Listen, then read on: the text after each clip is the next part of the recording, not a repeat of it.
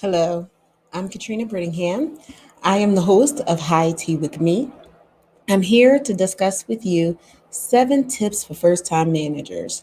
When I first started putting together this presentation, I thought it was going to be for new managers or new leaders within organizations and corporations, and you were an employee of the business.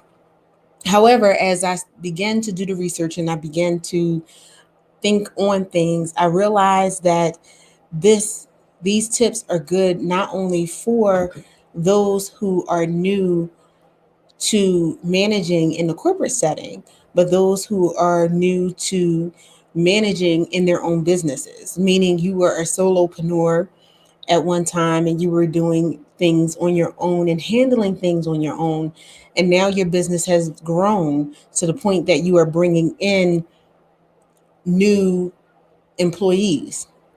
And so there's an adjustment process for that. And the tips and techniques are the same across the board for adjusting to that process. So before we begin, I would like to say if you are watching on YouTube, please hit the subscribe button, like the video if you like the content, and hit that notification bell and subscribe so that you can get more videos as they come out on a weekly basis.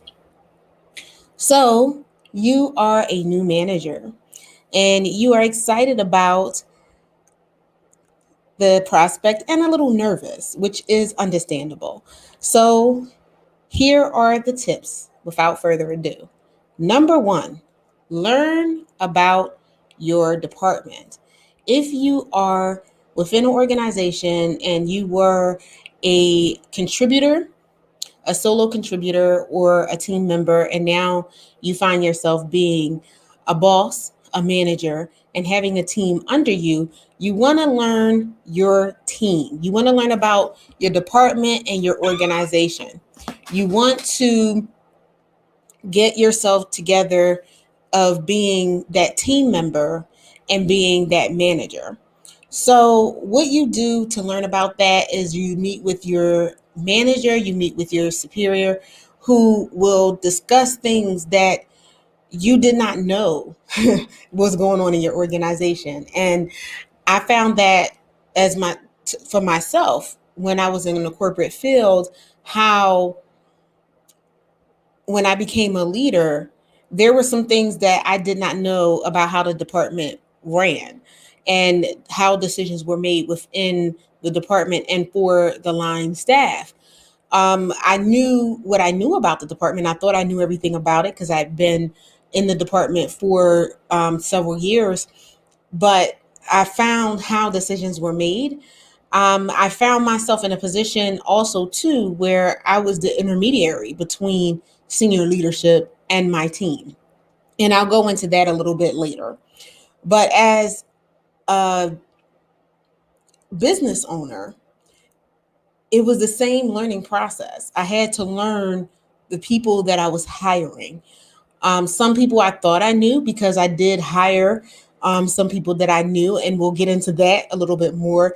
But I had to learn how to be a manager in a business setting in my business and how to conduct myself well. So I had to take some time to learn about the business. I had to take the time to learn about the role. I had to take the time to learn about what the person was doing so that I can help them and help coach them. When you're a new leader, you find yourself in a place where it seems like no one around you understands, and they pretty much don't because they're employees versus being a leader. So, number two would be to get a mentor, get a coach, or an advisor. There are people who have been where you have been, and they are the ones who can help guide you in your new endeavor. One thing you'll find out too that there are people who are willing to help you, whether it's within the organization that you are employed with, or whether it is someone who can help you aside from your business. And it could be somebody that will advise you, someone who can be a sounding board when things are not necessarily working well. And it'll be somebody who can give you another perspective on what's going on. And sometimes as leaders, we need someone who's on the outside that you can talk to about what's going on and can give you some insights and some tips to help you better. And both in the corporate realm and in business, I had a mentor, I had an advisor, I had someone that I could go to who had more experience than me, who can help me. Sometimes I even had to have someone just talk me down, talk me off of the ledge. And sometimes as a leader, you need that. You have someone who can give you a fresh perspective or a fresh eye on what's going on, how you're conducting yourself as a leader. And so that mentor will help you to get on the right track and to help you to learn how to be a manager, because you are not born a manager. Just like you were not born the professional that you were when you were a line person, when you came into that company or when you first started the business, there were lessons that you needed to learn. There were things that you needed to know that you didn't necessarily know. There were resources that you needed that you may not have known how to get to on your own. And so that's where those mentors come in. They can recommend you to associations, professional development, books, online trainings that can help you and give you clarity where you are. Number three is think like a boss. You were promoted because you were an excellent worker. You were excellent at what you did. You were excellent at your business. So you've grown because of your outstanding performance with clients and your outstanding performance within the job.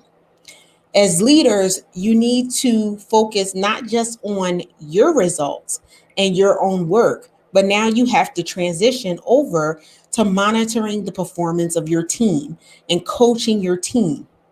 The better your team does, the better you do. Because in the corporate setting, you're going to be rated on how your team performs.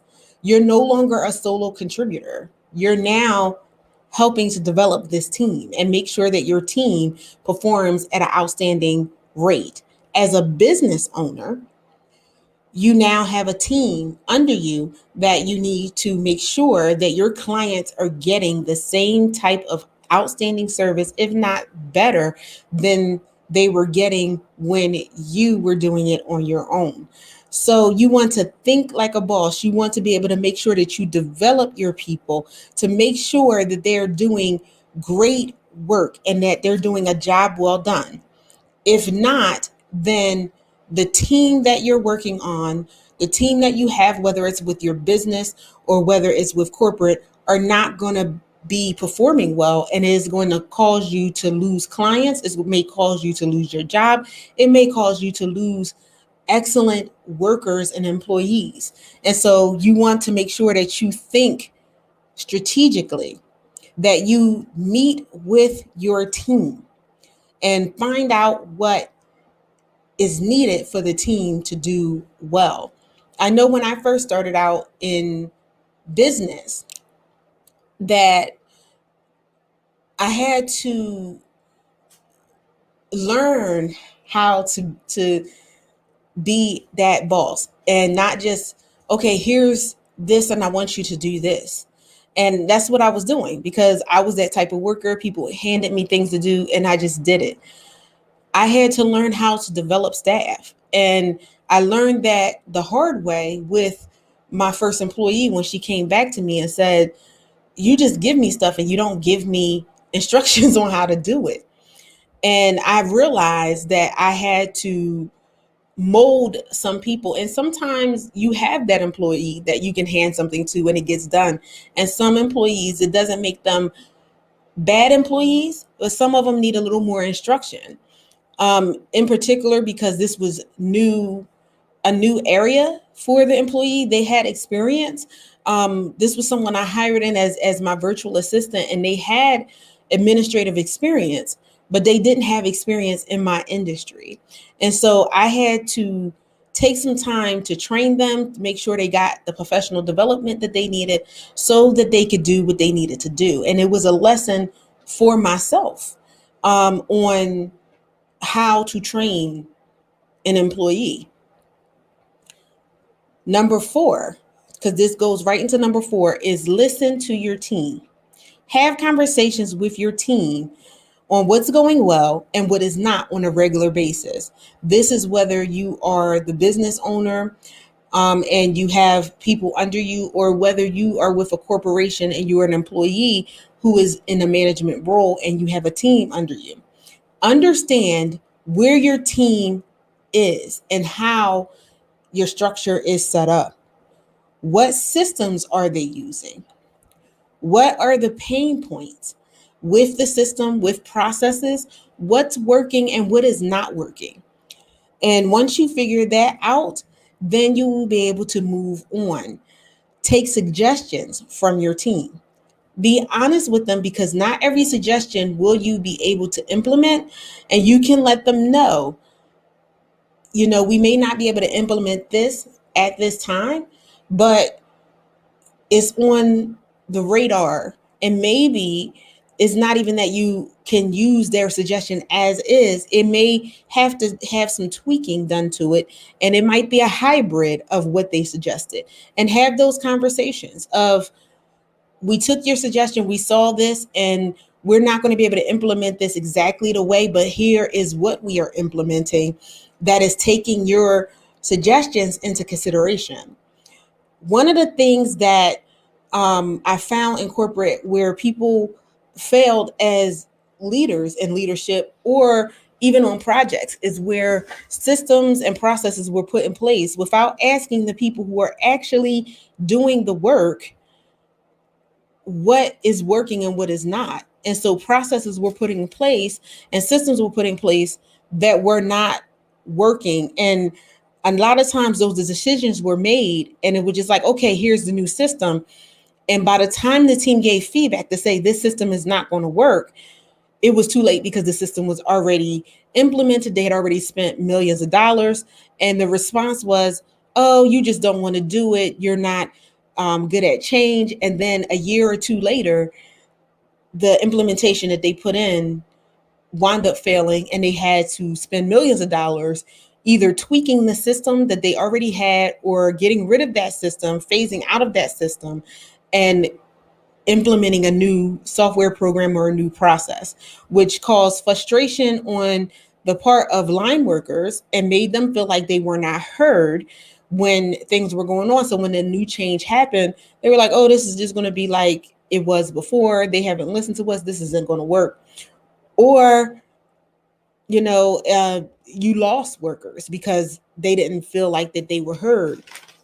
So you want to make sure that you are making sure that you are listening to your team, that you're looking at things overall and holistically, and that you have that as a leader and as a manager. You have managers over you if you're not the business owner. And so one of the big things between that is being that intermediary between the senior leadership and being that intermediary between line staff. And so listening to the line staff and seeing what's going on, writing things down, taking suggestions, looking at things holistically, and being that person who can present something in a meaningful way to senior leadership to let them know what is needed in the department. And I've had that role as well, where I was that person who was like, okay, this is what's working, this is what's not working. We want to put this new system in place, or we want to put this new process in place. However, these are the pros and cons for putting this in place. And these are the things we need to consider when putting these in place. As the business owner, you want to talk to your line staff and you want to talk to your employees about what systems you currently have in place, because most business owners have put in systems in place, may need to take suggestions for new systems, things that are more efficient, because when you're a solopreneur, you put things in place based on the employee at the time, and it's you. And so when you bring in other people who have expertise in certain areas, there may be a system that's better. There's a system that will allow more than one person to use it and to flow through the process. So you might want to have someone that is experienced with you in meetings when you're looking at systems and putting systems in place, when you're having those discussions, and even if they're not in those meetings, bringing it back to your team and getting feedback on how the system is going to work, how the process is going to work. When you're bringing in employees or you become a manager, change is inevitable. And so you want to look at that and see what you need to do to make sure that things work properly. Number 5 is a big one, and is do not have favorites. As leaders, you may have built friendships on the job or may hire someone that you have become chummy with or may have been a friend. And so I will tell this story about my corporate days where I moved from being a part of the team to being a leader on the team. And I had friends people who I developed the friendship with, who thought that they were going to get preferential treatment, or when something didn't go their way, they felt like I wasn't being a friend to them. And that is actually the case. I wasn't being a friend, I was being a leader. And so you have to have conversations with people, and meaningful conversations, and say, yes, we're friendly, but I'm looking at the team as a whole, and I'm looking at what is best for the team as a whole. And this will benefit everyone as a team. And so I can't give you preferential treatment. As a business owner, I hired in a friend to work for the organization that I had and what I built. And what I found is they didn't take the work seriously. I actually wound up having to get rid of this person, even after having meetings and things like that, is because they felt like they could be lax when working with me. And this was an excellent worker prior to this. And it surprised me because they were not getting things done. They were missing deadlines. They weren't contacting people the way they were supposed to. And so when we had those conversations about their performance, it was like, oh, well, you're my friend. Yes, outside of the job, we're friends. On the job, I'm your direct report. And because we couldn't get that settled, then I had to wind up letting them go. And it was actually a hard decision because it's like, okay, is this going to affect our friendship outside of work? Because I have to let you go as an employee in my organization. My answer to that is be very careful when hiring someone, a family member, a friend, for your business. I've moved away from that and hiring friends or family, just because I just didn't want the chance that I would hire someone who would not provide the services that are needed for the business. Because at the end of the day, you can go out of business having a friend who doesn't do it. And what it is I had to pick up the slack for this person with my client. And so now it defeated the purpose of me hiring the person in the first place, which was to take some work off of my plate. And I actually had more work on my plate than I did before. Number 6 is be a role model. Show up to meetings on time. Don't talk down leadership if you're within an organization, or if you've become a manager within a business of a solopreneur. Don't talk down people, don't talk down employees. Give your best to the job so that your employees can model your behavior. This is very important when it comes to being a leader. You want to be that leader that people can mimic and follow within the organization. You want to have some emotional intelligence where you know how to deal with people as a whole. Sometimes people might be having bad days. Sometimes they might be having, some issues that may not have anything to do with the job. So you need to be able to read that and see that something is going on. Have those conversations, have those meetings with people to find out what's going on. See how you can assist them through that time that they're going through some hard times, to help them so they can perform the way they need to perform. As a caveat of being that role model, what I would say is always have a backup to someone who's working. So if someone goes on vacation, you need to have someone who can do that job, and not say, okay, this person's on vacation, so you're not going to get your information, you're not going to get your deliverable for a week, 2 weeks, or however long this person is out of the office. Number 7 is manage up. This is in particular for those who work within organizations and companies. You will have a manager over you if you work for an organization or a company. If you are a CEO, most large companies will have a board that you need to answer to. So you want to have regular meetings with them to make sure that what you're putting in place in your department is meeting the needs of the overall organization and their vision for the department. You also want to have regular meetings so they know what your progress is, and to make sure that you're progressing the way they want you to progress, so you're meeting deliverables.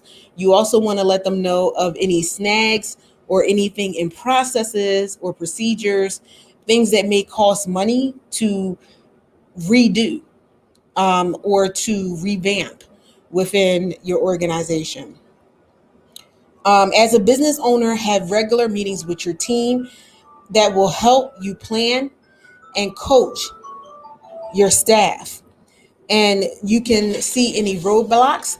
Be prepared in the meetings, so that people know that you understand where you are. This means don't have any cell phones, don't look at your watch, don't be distracted. Make sure people know that you are listening to them, because the worst thing you can do in a meeting with your staff is to act like you do not want to be there and that you're not listening to them. These were the 7 steps for first time managers. Good luck in your new role. And if you have any other questions, you can always schedule a coaching call, and I can assist you with being that leader. You can get leadership coaching from me and business coaching from me. Thank you so much for joining High Tea with me, and have a very, very good evening.